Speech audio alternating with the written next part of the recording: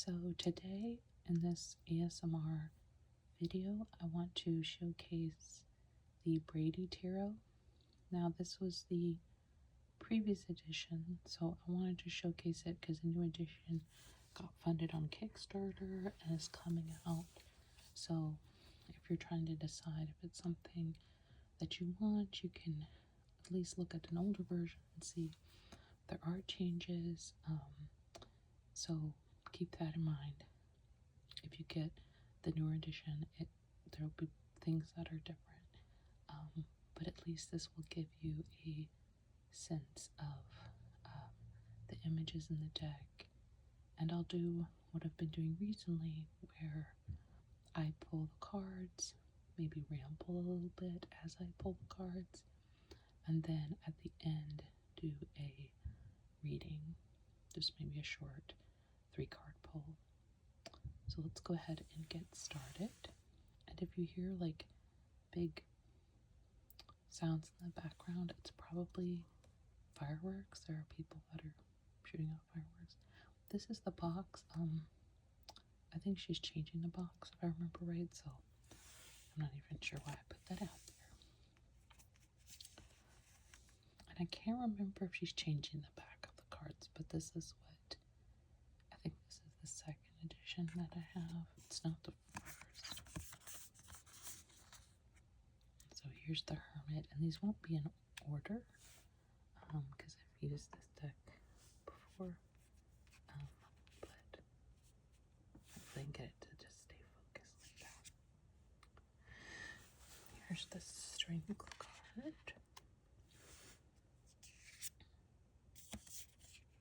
This is the Chariot. And if you are interested in this deck, I would go check out like her page and things like that, which I will put in the description because her process for creating these images is very detailed. So that's the levers. Maybe I do have these in some order. I can't remember what type of printing it is, but it's very involved. So, especially if you're someone who, I'd say this deck is, obviously all decks can be good for anyone depending on what they, sometimes a deck speaks to us that normally wouldn't. Here's the Empress. It's almost like a peaceable kingdom. There's a wolf, hares, a deer. But obviously, if you're an animal or nature deck person, but also if you're someone who collects decks that are, here's the High Priestess, where you're very interested in sort of the hands-on artwork that the creator used. This is a deck where,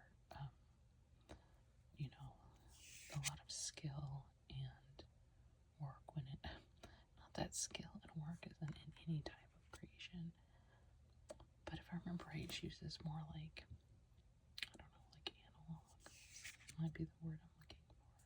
So it really just depends on like what the art style you like. But I'd say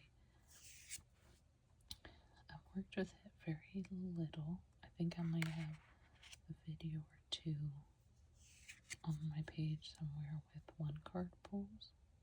So here's the Sun. I think that might be a finch. We get this around here. An American goldfinch. The Moon. Oh, I like that. I don't know why, but I like the crawfish and the owl together. And I guess that's like a little possum. What's in the back? Oh, like a wolf or coyote. I guess coyotes maybe. But a lot of creatures of the night. I don't oftentimes think of crawfish as creatures of the night, but I actually don't know whether that's true or not. The Star. But I was saying, I think I do have some 1-card pulls. It's a little that I've worked with it. I don't remember the guidebook super speaking to me, and again, I'm such a guidebook junkie. But in the new edition, she has like a big full-length guidebook, not just the smaller kind that goes in the box. This is the Tower, and I didn't get the new deck, but I did get the guidebook. So it's quite possible that this new book, at least for those of us that are guidebook junkies, is kind of fills that gap that, at least for me, is the gap that I feel like in this deck. And that's just a personal, I'm not, or maybe more like a failure, like I'm not very good at reading the cards alone, if that makes sense. And I think part of it is I'm a very verbal person, so I love images, and it's part of what draws me to tarot and oracle. Sort of it expands my world that is so reliant on verbal, but I still like guidebooks. I think because of that, and I think for other reasons, accomplishment. So she has cards. I think the discipline. I'd have to go back and look. I think the borders represent different suits, maybe. I'm not sure. Can look when I go later to do the 3-card draw. Lost. Number 5. See, like this, I need to look into, are these additional sort of like oracle-like cards with it, or are they words that are given to a particular suit? I'd say that's another thing about this deck. Apathy is that if you like non-traditional suits, scarcity, or like the an artist putting their own take on what the different suits mean. So here's the Sun of Roots. This would be a good deck for you as well, because it's more, it's got the creativity that's around that, preservation. There's an armadillo. As you can see, the artwork is just absolutely gorgeous work. But yeah, I have to look and see, because I think it may be that like here there's roots, that this is like maybe like the 3 of roots or something, but it also has a keyword that is associated with that card, which honestly I should try to work with this deck more, because that helps me a lot if that is true. So it's Union. Number 2. It's gotta be 1. Joy. I love collecting decks, but the downside is I don't. Father of Feathers. I don't spend as much time as I'd like to using each deck. There's some go-tos. Mother of Feathers. But it's one of the reasons I like making these videos, is because it helps me, Sons of Feathers, get to know my decks a little more as I share them. And also helps me see oh, I didn't really realize how much this deck might be useful to me at this point. Daughter of Feathers. Since at different parts in our lives, different things call to us. And the same with decks. Different decks can burden, may fit us better at different times. So it sort of keeps me conflict, engaged in interacting with the decks, guile, and keeps them in my mind. Passage. Yeah, it's got to be like arrows. I can't remember off the top of my head which suit. It's 5. Yeah, because there's arrows versus defeat. Looks like a polar bear. Poor buddy. Withdrawal.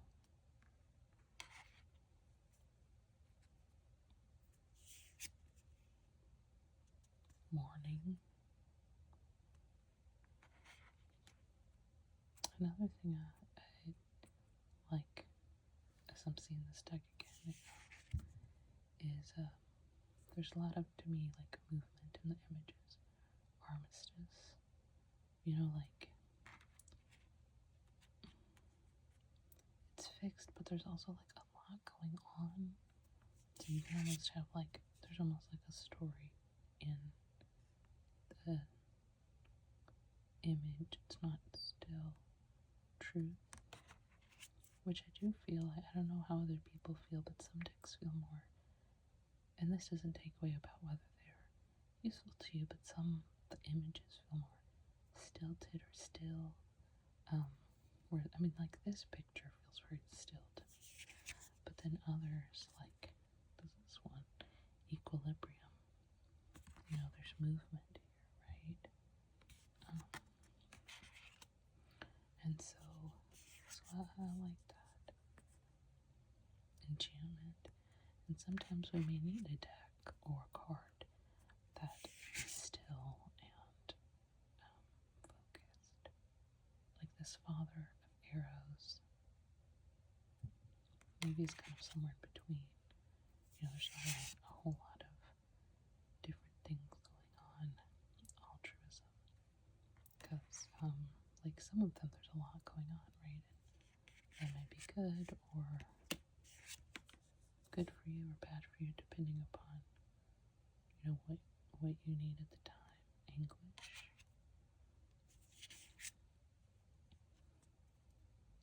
Oppression.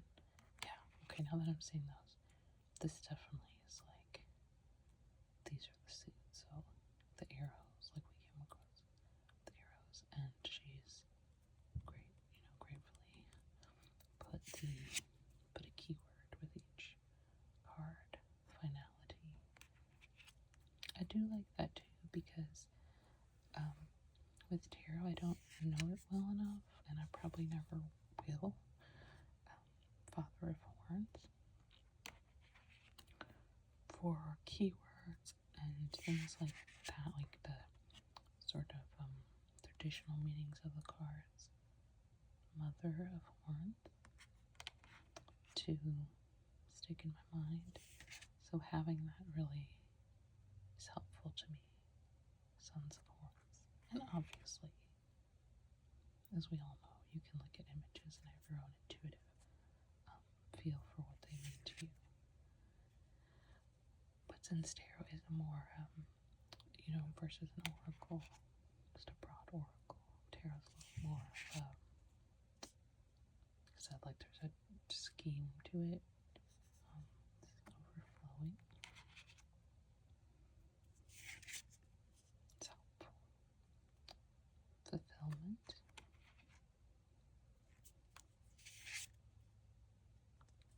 Departure.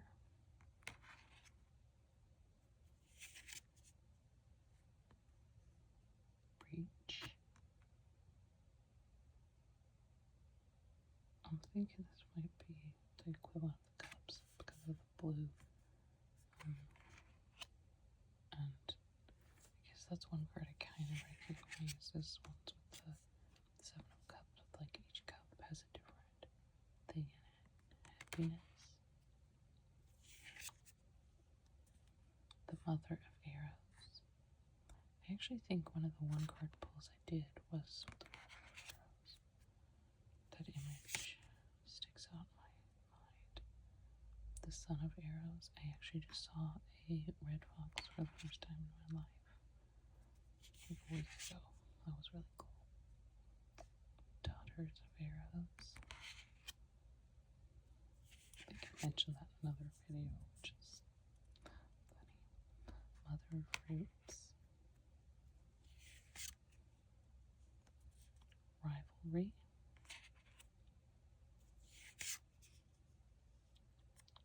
Optimism.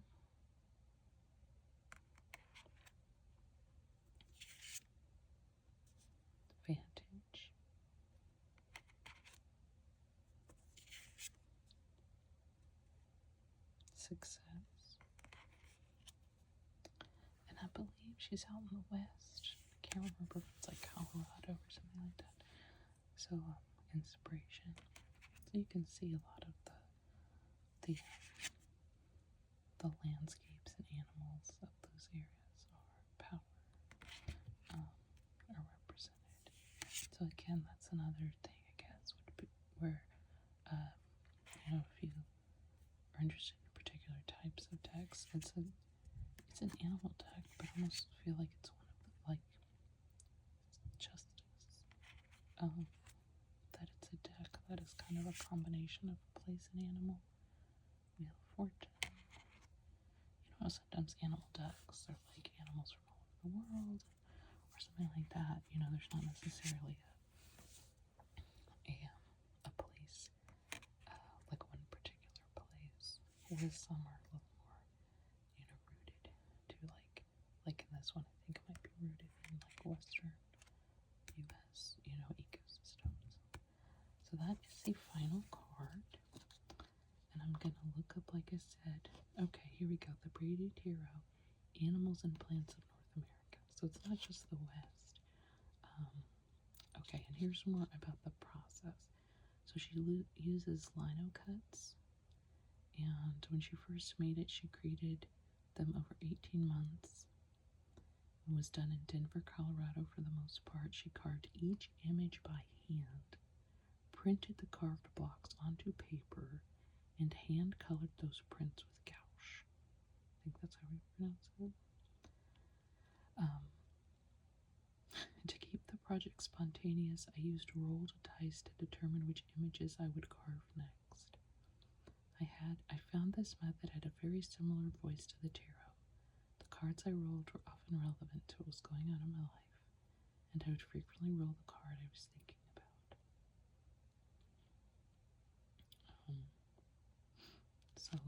So I just kind of wanted to that because I was talking about her sort of like more analog process, and it's like that's a lot of work, like carving the images. And again, I feel like sometimes when I say that in videos, oh, that's a lot of work. It sounds like I'm implying other decks aren't. It just means like this particular deck, because I know what's going into it. It's sort of like, damn. But I don't mean that to take away from other decks. I don't think it works that way. So the cards' borders are elementally coated. Wands, fires, or feathers, and they are red triangles. Cups, water, or horns, and the borders are blue waves. Swords, air, or arrows, and the borders contain white lines. Coins, earth, become roots, and the borders contain ochre hills. And there's more information about each of the seeds, but that's some basic background. She has a lot of little information about different, ways to use the deck and things like that. So that's good. Let's see.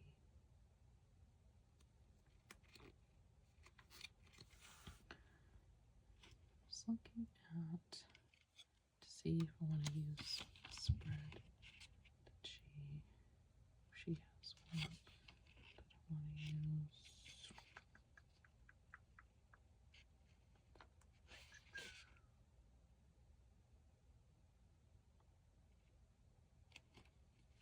I do like, it looks like she shows an example of doing a 3-card spread and then adding more cards as commentary to the 3. I really like that idea. I definitely feel like sometimes what I'll do, because a lot of times I don't necessarily come up with questions or let the cards try to tell me a story, but sometimes you can tell like the story's not over, so you pull more cards until you can feel the story sort of coming to a conclusion. So I like that idea. And so let's see. So let's do I'm just kind of going through it again to see. Okay. And for the king, it's father. For the queen, mother. The knight is son, and the page is daughter. So let's go ahead and shuffle these. I like to, I don't know what you call it, over the hand shuffling. I'm always afraid I'm gonna like bend my cards if I do the way you like shuffle like a regular deck of cards. So you hear that sort of sliding in the background. That's what that is. And this year, for whatever reason, I decided to try to cut the deck into fives for 2025. And then pull from there. Sometimes I'll then pull the top card and then other cards, and sometimes I'll just do the first three. Depends on how well it. No, like this deck is completely not shuffled a lot. So I've pulled the top one. I'm gonna pull one from the middle and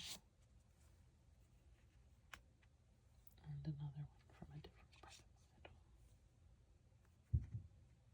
And that's just my funky little process right now. So what I'll do is I'll turn them over, see if something kind of speaks to me. I encourage you to,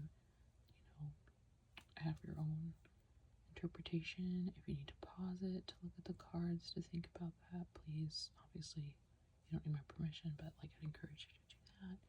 Then what I'll do is I'll read each of the card reads from the book and see if that changes how I think about things, or if things relate in different ways. I also don't tend to do reverse, so if you see me turn it over. So this is Celebration, and it looks like we have a bunch of keys. And so this would be, I assume, the horns, to double check about the sides again. So, there it looks like they're blowing the horns. More keys are coming or going. So we have Celebration. And let me just double check so that I know this deck better. What did she say? She said cups water become horns, and the borders contain blue waves. So that's, yeah. So that's what it is. That's horns. So Celebration. And this, I'd say, like, these 3 card pulls. It could be past, present, future. All of those different kind of things. Where I was, where I'm at, where I'm going. Then we have the Daughter of Arrows. So that's the page of air. Right? Yeah. Like I've said before, I love when creators do their own variation on the theme of suits and of courts. And I'm grateful when they do things like borders to help you associate the element, but also always have to like go back and look because I get confused. Like there's obviously fire, swiftness, and I believe it's feathers. I think that guy's about to be toast.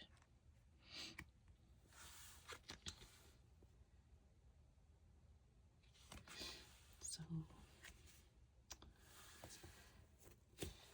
let's see, Celebration, Daughter of Arrows, and Swiftness. Yeah, I don't know if anything jumps out at me immediately, other than, we have 3 different suits represented: cups, air, and fire. Which, for whatever reason, I don't know why, I'm like not a big fan of pentacles. I don't know why I have a bias. I'm kind of like glad there's no pentacles there. Got birds or keys, sloth, and then another bird looks like a hawk maybe, and a groundhog. Or gopher, groundhog, I'm not sure. Both birds are white. I'm just kind of trying to see what jumps out of me in the images, like similarities. And, the geese are looking up, the sloth is looking right, and the hawk is looking down, and the gopher is looking out.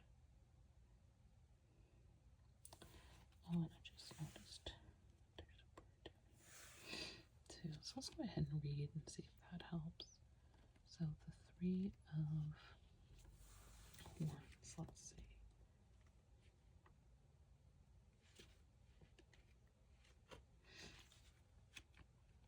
Joy, celebration, especially with friends, family, or community.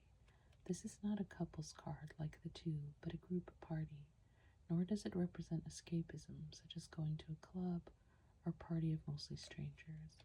This is a real sense of community here. This is probably the most populous card in the deck. Besides the three central figures, we see a whole flock behind them. I count 16, and two formations in the sky, one far away on the left and another just above on the right. She then has a longer writing, I believe might have been done by a person she partnered with. So, Emi Brady's the creator, but I believe she partnered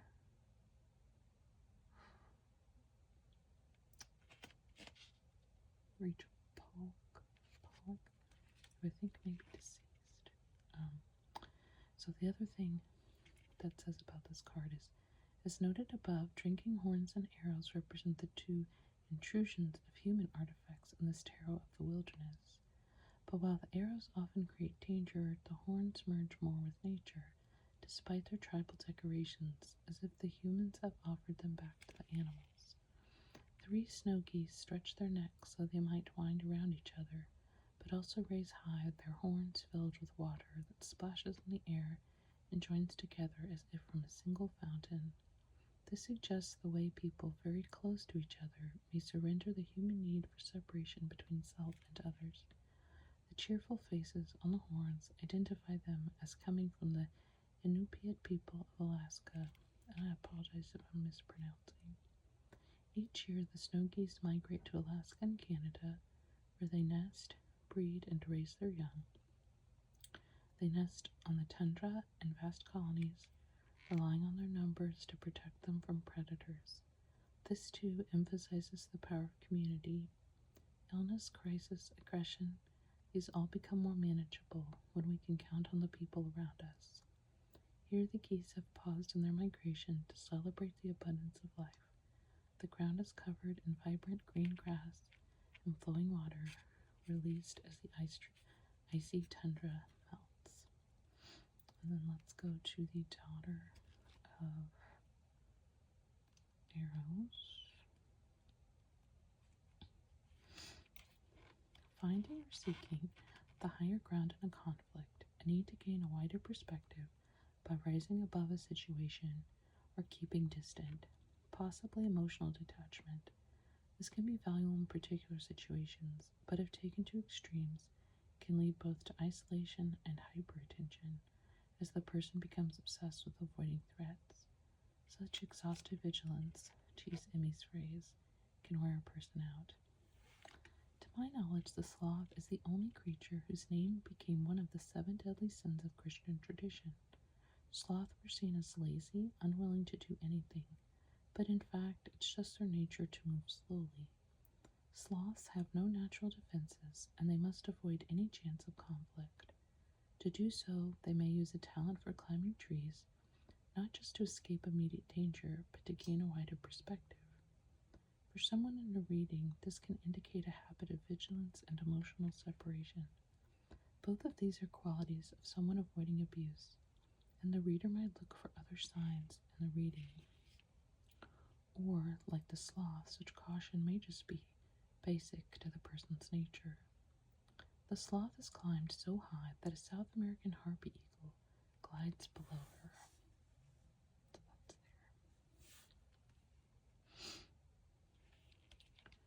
Might it have attacked her if she'd not climbed above it? An arrow from the Burican people of Costa Rica sticks in the tree above her. This indicates a need for continued vigilance, even if there's no immediate danger. The sloth's slowness provides a protective cover. The fur becomes host to algae and various insects. Notice the single moth, a Cryptosis colopi, just to her right. Right there. algae gives her a greenish tinge that helps her to blend in. Some people try to blend in so much with their surroundings that nobody notices them. And then we have the 8 of feathers, swiftness, movement, speed, and one or more issues, energies, and maybe people coming together. Something's moving toward completion, maybe more quickly than expected. If you use reversed meanings, or if the querent or reader focuses on the stunned ground squirrel rather than the falcon, then the querent might find everything moving too fast. Taken a step further, what's coming might be dangerous, and the querent should try to get out of the way. A more literal reversed meaning would indicate stagnation or chaos as the original energy falls apart. Like the 6 of feathers, this card may be troublesome for those who expect a nature-based tarot to show only harmony. A powerful gerfalcon descends on its prey, an Arctic ground squirrel. The poor squirrel looks too stunned by the swiftness of the experience to even try to get out of the way. A few years ago, there was a kind of in-joke in the tarot world to add a new card titled The Happy Squirrel. This card shows us a very unhappy squirrel. The gerfalcon impresses us, and it certainly embodies swiftness, for it can dive as fast as 130 miles an hour. And yet, the real energy of the card may lie in the feathers, all lined up in the same direction, and in a balanced form, with right and left mirroring each other. Swiftness and success come when everything lines up. Emi says, ready or not, the feathers are coming back to earth. This can mean a sudden and positive end to a project.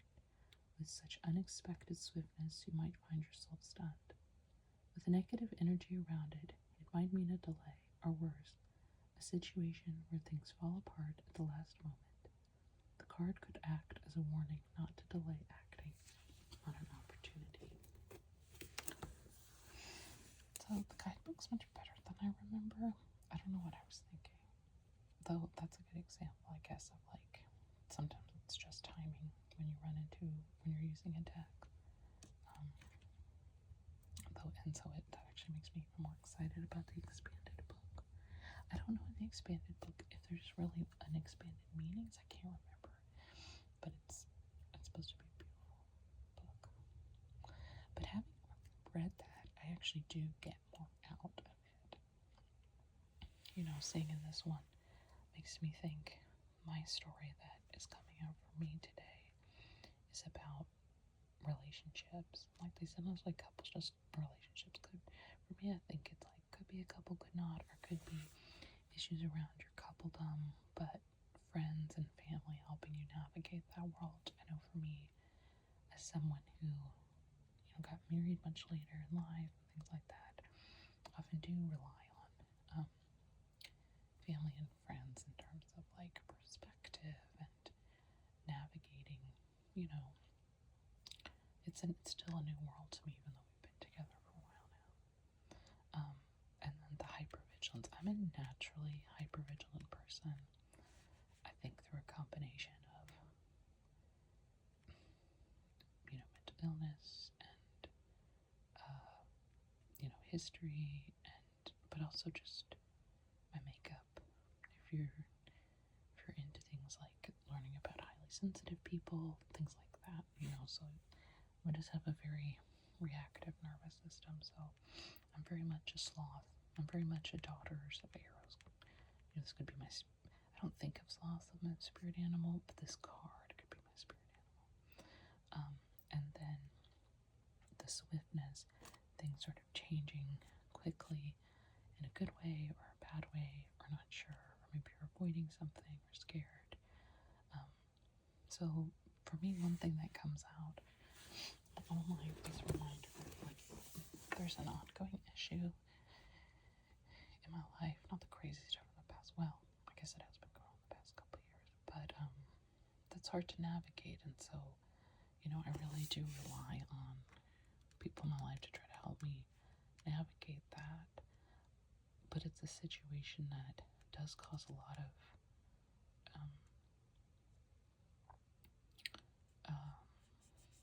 what's the word, like emotional turmoil, and I feel like I have to be hyper vigilant around it, which creates more turmoil. And it's hard sometimes with that situation, figuring out whether to act fast or not. And sometimes I need to, and sometimes you don't. And sometimes I feel like emotionally I'm going too far. Now, I'd say another thing that pops out for me about my situation personally right now is something that, like, with the situation I'm describing, I feel like, hopefully, knock on wood, I'm actually gonna knock on some wood. I'm learning over time to navigate things better with the help of family, friends, and trying to learn that even though my impulse might be to move swiftly, it's still sometimes necessary. But oftentimes, that desire for swiftness is a desire to make that hypervigilance go away. And rather than swiftly acting, my job, probably more often than I do it, is to lower that, be the sloth coming down the tree, lowering the intensity of my nervous system. So I guess what self-soothe, as they would call it, right? So I see this in that way as positive, but especially these two cards being sort of like a reminder of the tension between moving slowly and moving quickly, and trying to navigate when to do one and when to do the other. And when I do something slowly, remembering to sort of that the self-soothing is the way to avoid the impulse to be like, oh, I'm going really fast. I need to remove this emotional stimulus, rather than it's like, well, I could lower the emotional stimulus to some degree on my own by self-soothing. Now, that only works to a certain degree. But anyway, just some thoughts that come out to me, again, like I've said, I don't know if there is a reading right for reading cards. Like, I don't think there is, but I'm always like self-conscious that like I'm doing it wrong. But that's all. That's just the way my brain works. But so yeah. So I'd say also by just seeing this reading, I don't know about you with your own interpretation of these cards for yourself, or in hearing mine. Have thoughts about it, but to me, another thing that jumps out doing this is that, at least for me, it was hard to sort of intuitively pull this from the cards, but in combination with the guidebook, I actually was able to sort of see more, or be reminded more, or be like, something in my life be emphasized more. And so, which is all just to say, at least for someone like me who doesn't have internalized all the meanings of each tarot card, means that it can be kind of difficult to just intuitively use this deck. But it's a gorgeous deck, so I highly recommend it to anybody who just loves art, to anybody who loves animals, to anybody who loves the combination of animals and place, and especially like whether you're a beginner or not, like knowing that if you're a beginner, you may end up relying a lot more on the guidebook, even if you're not a guidebook person. And so that's just sort of like my PSA, I guess. And just a reminder, I did see this is the second edition, so the one coming out will be the third edition. I believe there are some changes to the cards. I believe she also made a mini deck. I can't remember, it's been a while since it started. I think, I can't remember when we're getting our rewards. I think they're just fairly soon. So when it comes, I think, like I said, I just did the book. I'll try to remember to do a short video just looking at the book. I might pull my current deck out to look at it, but that focuses more just on the book. And as always, I'll put links in the description. Like I said, that I think this edition sold out, but don't worry, that new edition's coming out soon. And